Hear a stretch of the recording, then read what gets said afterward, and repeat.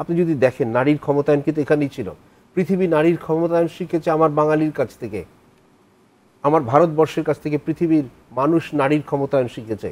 আমার এই দেশের নিয়ম ছিল যে একটা নারী তার বিয়ে হবে, বাবা ঠিক করেছেন বিয়ে, এবার পুরুষদেরকে ডাকা হতো, এবার মেয়েটি পছন্দ করতো কাকে সে বিয়ে করবে, 5 জন 6 জন 7 জন পুরুষকে।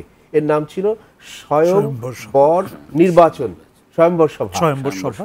বল্লাল সেন যখন ক্ষমতায়, পুরাণে এটার অনেক গল্প, বল্লাল সেন যখন ক্ষমতায় এলেন একাদশ শতাব্দীতে, উনি সেটাকে উল্টে দিয়ে নাম করলেন গৌরী দান।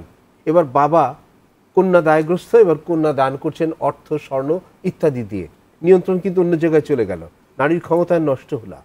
আমি খুব দায়িত্ব নিয়ে একটা কথা বলি, সেটি হচ্ছে 2009 সাল থেকে আমি স্বয়ংবর সভার কথা বলছি না, আমি গৌরী দানের কথা বলছি না, কিন্তু এই সমাজের অভ্যন্তরে বাঙালি সমাজে নারীর ক্ষমতায়নের যে ঐতিহ্য এবং ঐশ্বর্য ছিল বাঙালির, সেখানে আবার ফেরত আসছে।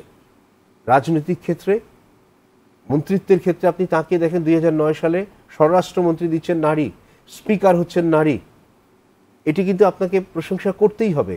ফলে আমার নারীরা যখন স্পিকার হচ্ছেন, আমার নারীরা যখন স্বরাষ্ট্রমন্ত্রী হচ্ছেন, আমার নারীরা যখন পররাষ্ট্রমন্ত্রী হচ্ছেন, এর কিন্তু একটা সামাজিক প্রতিক্রিয়া আছে।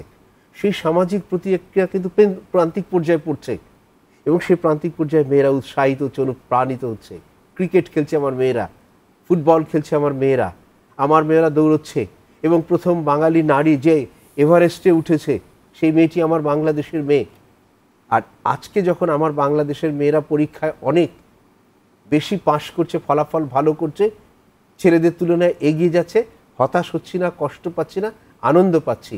আমার বিশ্বাস এই প্রজন্মের যে মেয়েরা লেখাপড়া শিখে পুরুষ থেকে এগিয়ে আছে, তারা যখন মা হবে আমার জাতিকে আগিয়ে নিয়ে যাবে।